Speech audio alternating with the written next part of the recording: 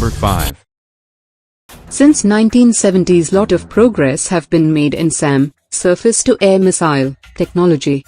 SAMs play a very important role of anti-area/access denial. Any area defended by a modern SAM, like S-400, is very hard to penetrate, even by the most technologically advanced aircrafts.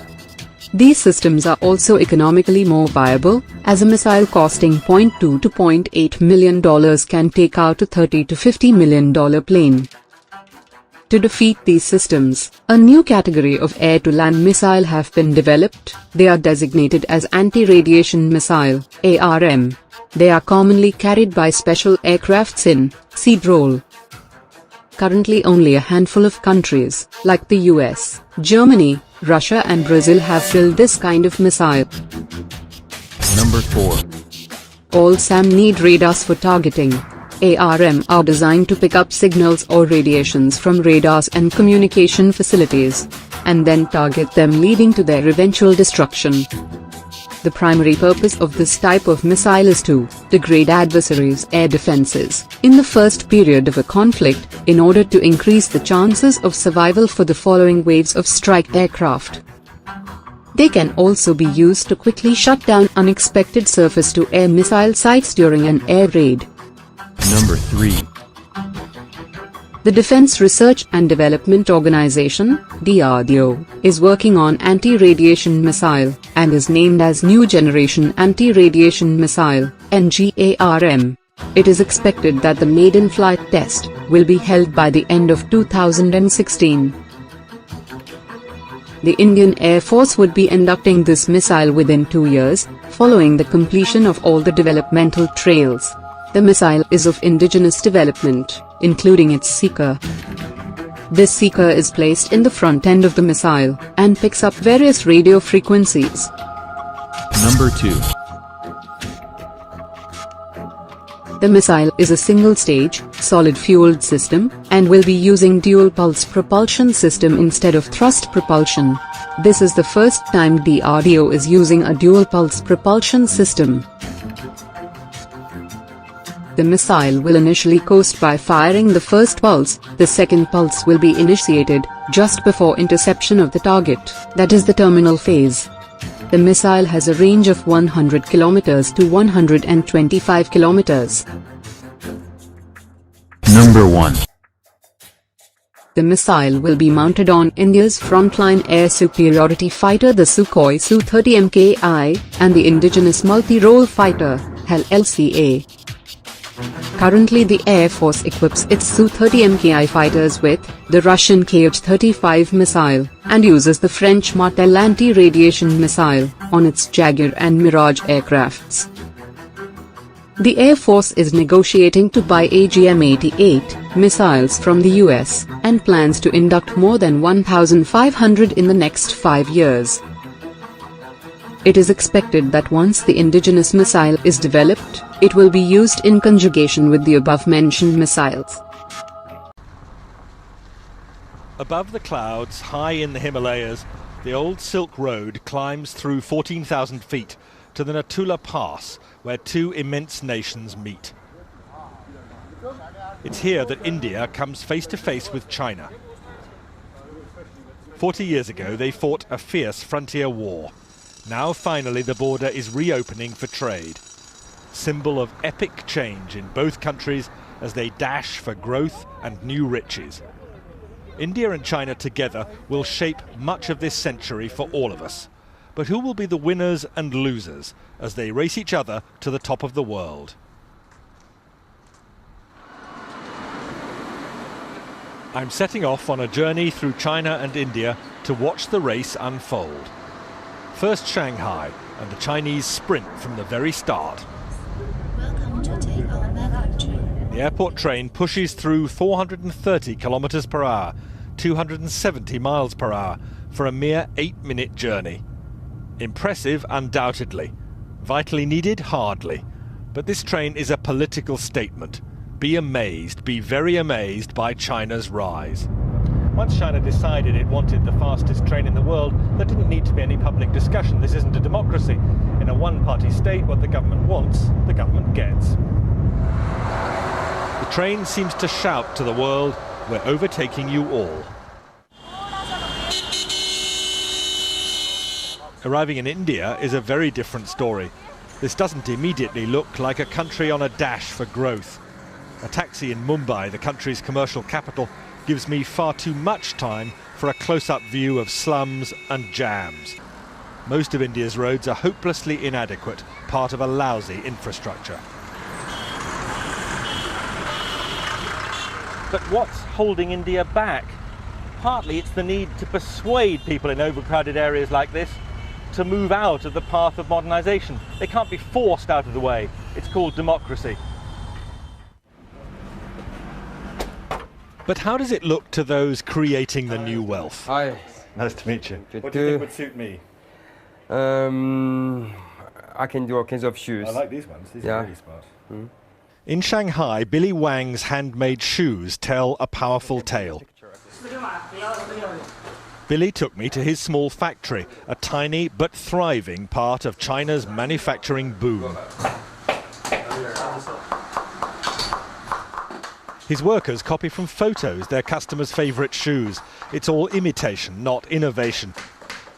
The business is expanding very fast, like all Chinese manufacturing, and Mr. Wang certainly doesn't question China's system, which helps make him rich. I'm just a shoemaker. I just worry about my shoes. Nothing else matters to me. I just want to make good shoes. How much does your business and your future success depend on China's government? According to the Chinese way of thinking, the political system is decisive. Everything else comes second to this. And that's the message big picture China tells you too. In the new Shanghai, with its soaring temples of capitalism, the fast track to wealth has been produced by a rigid political system, communist in name only now. Shanghai's international port is part of national success built on an unwritten deal. Business stays out of politics, especially when the political system delivers so much. The port director told me he's immensely proud of what's been achieved. This area is for refrigerated containers. Over there, those are for hazardous materials. Most of these are for normal dry goods. This whole port was built in 1990. Every year, we're growing by 25%.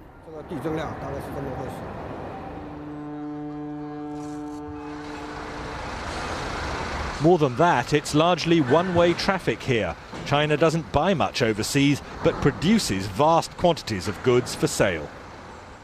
China's achievement is simply staggering. Single-minded, one-party government making clear decisions which mean that China dominates the export world. It's staggering to watch this. Containers coming on and off ships simultaneously, most of them coming into China empty, most of them going out crammed with Chinese exports. This isn't something that should worry just India, it worries economies across the world. A huge trade imbalance. Basically, we have a lot of construction going on right now just before the monsoons. But in India, young risk-takers are not dismayed by China's success. The story of Tarun Tadani in Mumbai is typical. All our designs are basically finalized. Tarun is a man in a hurry to share in India's consumer boom, happening now. Tarun, still only 22, cut short studies in America to create this fashion accessories business. And the emphasis here in his design room, unlike China, is on innovation, not imitation. Here is all our new production. Next door in the workshop, a small team churns out low-cost fashion accessories for eager buyers among India's spreading middle class. Tarun insists India's cheap labour, combined with superior design skills, make a winning formula. We never copy directly. We spend so much time, consistently trying to make new products, new designs, new things out there, finding new trends, just keep developing in new styles. So is this an exciting time to be doing business in India? It's an exciting time because you can see things happening, India is moving very fast, but it's like a boat. But if we can sail or we can even sink. I can't speak for the future, but I can definitely say it is definitely bright. It's a good path, and I think we are on the right track. And big picture India? Well, that stress on skills drives heavy industry too. Here at Mukand Steel, they can't compete with China's bulk bog standard production. Instead, they make only high-value specialist steels, meeting Europe's most exacting standards. I'll tell you, life does not get hotter than this. At the heart of a steelworks in India, midsummer, it's almost unbearable. But the Indians are justifiably proud of what they're doing here, not just competing with huge producers like China with a massive output of bulk commodity steel, but here making some of the world's finest high-grade steel, competing with anything that can be produced in other parts of the industrialized world. Most of this steel meets India's enormous demands, but also goes for export. This is an area of heavy industry where India sees opportunities for massive growth over the next 10 or 15 years, and where the Indians are convinced they have a huge edge over China. Outside, away from the intense heat, I hear some fighting talk from the marketing director. India can catch up and then overtake China. And I don't think China can sustain this kind of high growth rate here for next 3 to 5 years. Is India While going to India's growth rate for last year was 8.5% GDP, the current year has begun with 9.5% in first 2 months. And I think as we go along, we see acceleration of the growth rate as all the industry segments are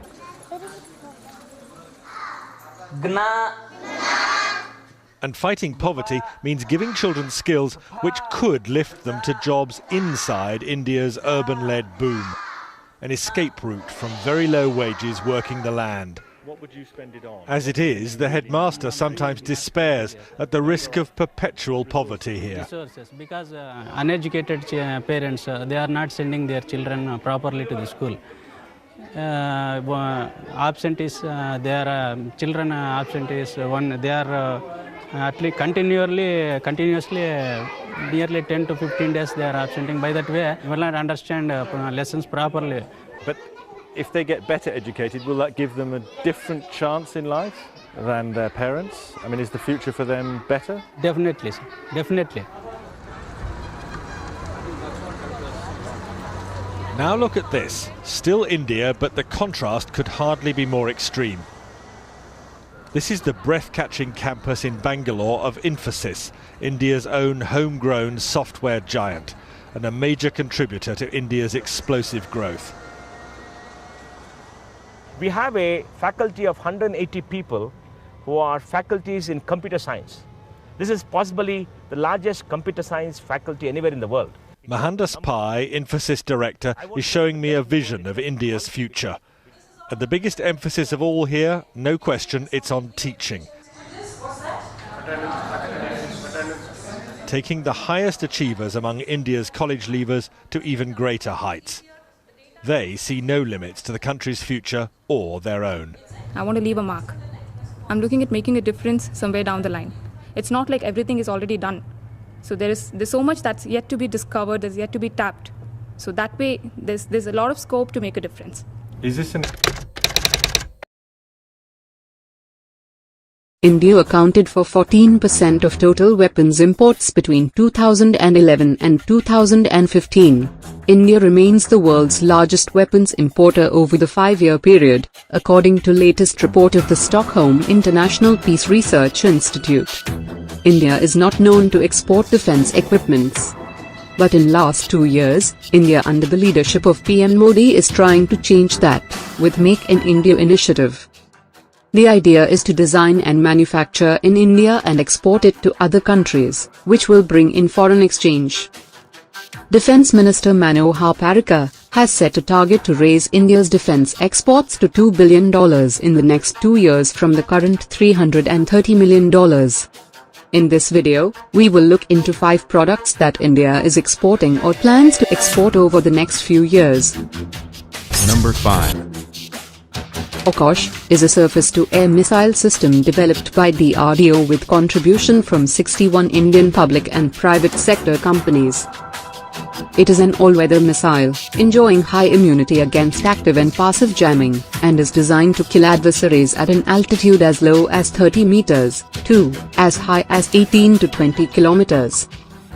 The best part is that DRDO coordinated work with other agencies, including the users, that is the Indian Air Force and Indian Army, to produce this system. It has found takers among friendly foreign nations, such as Thailand and Belarus, which have shown and expressed interest in acquiring the missile system. Number 4.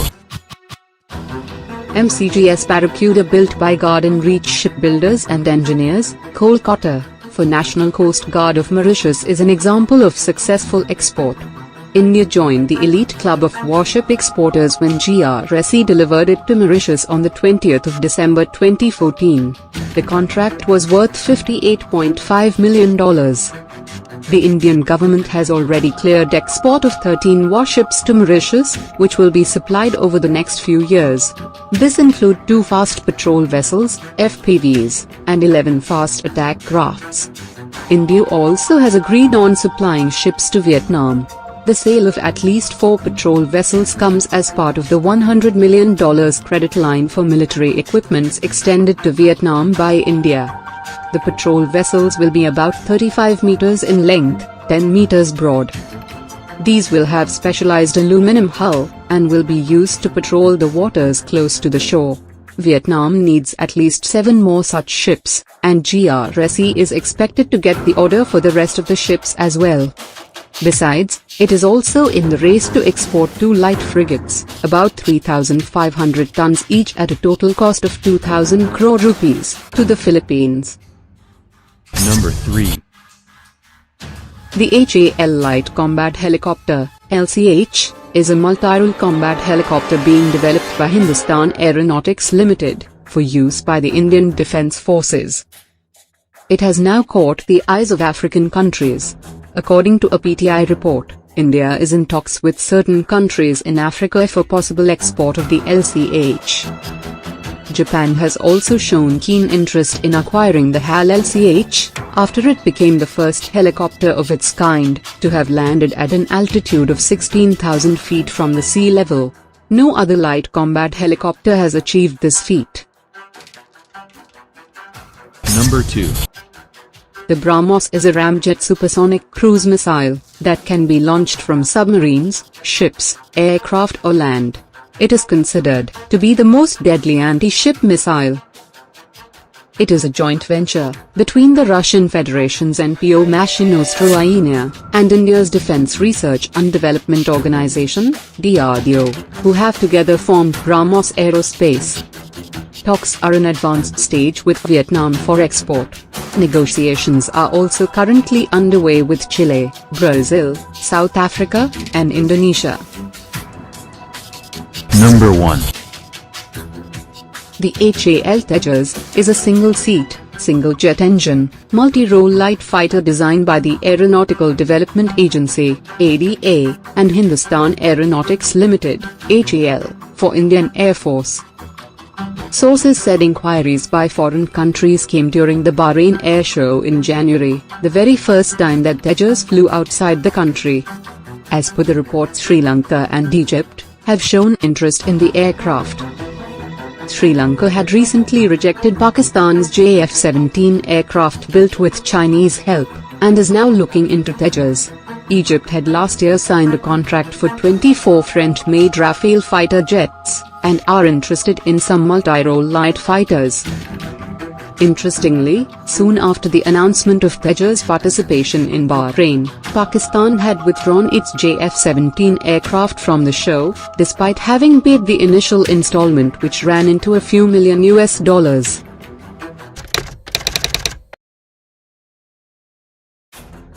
China has maintained very high economic growth over the last 20 years, and has become a major economic power. It has spent heavily on military build-up, and modernized its military forces. In recent times, China has been very aggressive in its posturing. South China Sea dispute. China has reclaimed land through artificial methods, and set up airstrip for military use in disputed islands of South China Sea. Brunei, Malaysia, the Philippines, and Vietnam have claims to these islands, but have been shrugged aside by China. Non-claimants like USA, India, Australia and Japan want the South China Sea to remain as international waters with freedom of navigation, whereas China want to control this major tradeway. Dispute with India. In the past 2 to 3 years, Chinese troops have frequently strayed inside India's side of LOC. After a number of frequent incursions in Ladakh area, Chinese People's Liberation Army troops have been spotted at forward posts along the LOC on the Pakistani side of Kashmir. Also, they have built up massive infrastructure along the LOC, which can be very useful for troop movement in case of a conflict with India.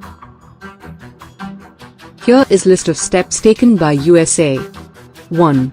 The US sailed a guided missile destroyer within 12 nautical miles of the artificial islands, the first in a series of actions planned to assert freedom of navigation in the region. 2. The Pentagon has designed a new strategy for the 21st century, called Air-Sea Battle, a concept that combines air and naval forces to punch through the increasingly formidable defenses of nations like China. 3. An important part of Air-Sea Battle calls for the military to operate from small, bare-bones bases in the Pacific, so that its forces can disperse to in case their main bases are targeted by Chinese ballistic missiles. The idea is to have enough US bases and Air Force capabilities peppered throughout the region, so that China would be too surrounded to safely attack in the event of a conflict. 4. One specific example is Saipan. The USA Air Force will expand the existing Saipan International Airport to accommodate cargo, fighter, and tanker aircraft, along with up to 700 support personnel. 5. In addition to Saipan, the Air Force plans to send aircraft on regular deployments to bases ranging from Australia to India as part of its bulked-up force in the Pacific. These plans include regular deployments to Royal Australian Air Force bases at Darwin and Tyndall, Changi East Air Base in Singapore, Korat Air Base in Thailand, Trivandrum in India.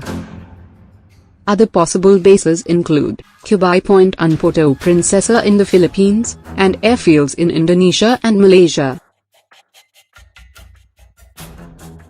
Here is list of steps taken by India.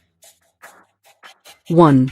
From roads to military equipments, India is upgrading its defenses along Indo-China border. The Indian Army's operational capability along the China border will be getting a major flip, as 2 tank brigades are soon to be deployed in that region. According to latest reports, Defense Ministry has cleared the plan to raise 6 new armored regiments, that will be equipped with roughly 350 tanks. In addition, 3 mechanized infantry battalions will be raised, with 180 BMP-2 infantry combat vehicles. 2. Defense Ministry has also approved the induction of a 3rd regiment of BrahMos for deployment in northeastern sector along the China border. The BrahMos is a ramjet supersonic cruise missile having a range of 290 kilometers. Each regiment of BrahMos consists of around 65 missiles, 5 mobile autonomous launchers and supporting equipment. 3. India and the United States have agreed in principle to share military logistics. Washington and New Delhi have largely agreed to the terms of a new agreement that allows the 2 militaries to use each other's land, air and naval bases for resupplies, repair and rest. 4. India is ramping up its submarine fleet. India plans to induct about 20 new submarines in the next few years. Some of these submarines will be armed with indigenous K-4 missile for nuclear strike. To know more, see above cards.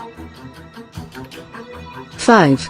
India is participating in Exercise Malabar, a trilateral naval exercise involving the United States and Japan. Originally a bilateral exercise between India and the US, Japan became a permanent partner in 2000. Despite the statement by a top US Navy officer that Malabar was not directly aimed at China, there is very little doubt about who is the target. The exercise is conducted only about 400 kilometers from the contested Senkaku Islands. Scenarios include hunting for Chinese submarines, ships and countering hostile Chinese Navy. 6. India is providing active help to Vietnam, which is hotly contesting the South China Sea dispute against China. India has agreed on supplying ships to Vietnam. The sale of at least 4 patrol vessels comes as part of the $100 million credit line for military equipments extended to Vietnam by India. Vietnam needs at least 7 more such ships, and Indian PSU, GRSE is expected to get the order for the rest of the ships as well. Talks are in advanced stage with Vietnam for export of BrahMos. BrahMos, considered to be the most deadly anti-ship missile, will be very helpful for Vietnam in countering the Chinese Navy in the event of a conflict. 7. Like Vietnam, India is providing support to the Philippines, which is also party to the South China Sea dispute against China. India has agreed to export 2 light frigates, about 3,500 tons each at a total cost of 2,000 crore rupees to them. 8. India has activated a new data reception and tracking station in Vietnam. It has been linked with another station in Indonesia.